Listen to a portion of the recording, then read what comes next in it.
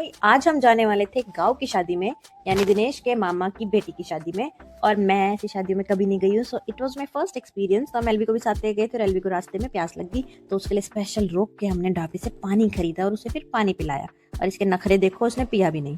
रात को हम घर से इतना लेट चले थे ना कि गाँव पहुँचते पहुँचते हमें 4:30 बज गए और देखो सब सो रहे थे।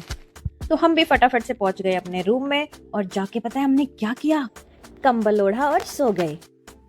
फिर सुबह सुबह उठ के दिनेश ने मेरी हेल्प करवाई रेडी होने में, मैंने दिनेश की हेल्प करवाई रेडी होने में। ऐसे ही दोनों फटाफट से रेडी होकर और फिर निकल पड़े हम शादी के लिए। लेकिन एक सेकेंड, बिना फोटोशूट करवाए मैं कैसे जा सकती हूँ। फिर मैंने फटाफट से अपनी अच्छी अच्छी वीडियोस बनाई, फोटो खिंचवाई और फिर हम लोग निकल गए। शादी में पहुंचते ही सबसे पहले तो हम खाने पे टूट पड़े थे क्योंकि हमें बहुत भूख लगी थी। और फिर हमें पता लगा कि बारात आ ही गई है तो हम फटाफट से पहुंच गए बारात के वेलकम के लिए। अब आप सोच रहे होंगे कि दो दो दूल्हे, तो मैं आपको बता देती हूँ, गाँव में ज्यादातर डबल मैरिज ही होती है, यानी भाई और बहन की एक साथ ही शादी कर देते हैं, या फिर तो अगर दो बहनें हो तो उनकी एक साथ कर देते हैं। तो यहाँ थी दो बहनों की शादी, तो इसलिए थे दो दूल्हे। फिर गांव की सारी लेडीजें अपना अपना मुंह ढक के फेरे देखने के लिए बैठ गई थी। मैंने भी अपनी बढ़िया सी सीट सिक्योर करके और वहाँ पर बैठ गई और लो भाई फेरे भी स्टार्ट हो गए।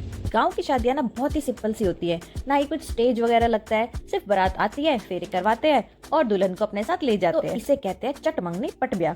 तो ब्याह हो गया था खत्म और हम भी निकल लिए थे अपने घर के लिए वापस। घर पहुंचते ही देखा कि एलवी हमारा इंतजार कर रहा था, तो हम लोग मिले एलवी से और ये बहुत एक्साइटेड हो जाता है जब हम वापस आते हैं। और घर आते ही एक और सरप्राइज मिलता है कि हमारी नई गाड़ी आ गई है। फिर रीनू ने किया गाड़ी का वेलकम। वैसे ही वही लड़की है जो मेरे पिछले व्लॉग में जलेबी चुरा रही थी। जिसने मेरा व्लॉग नहीं देखा है तो लास्ट व्लॉग मेरा जाके जरूर देख लेना। फिर चाचा जी ने मुझे पकड़ा दी थी नमकीन और बूंदी। फिर मैंने सारी की सारी मिक्स करी। यहाँ पर मिठाई बांटने की जगह बूंदी और नमकीन बांटी जाती है, तो उसी की तैयारी चल रही थी। फिर यही सब करते करते हमारा आज का दिन होता है खत्म।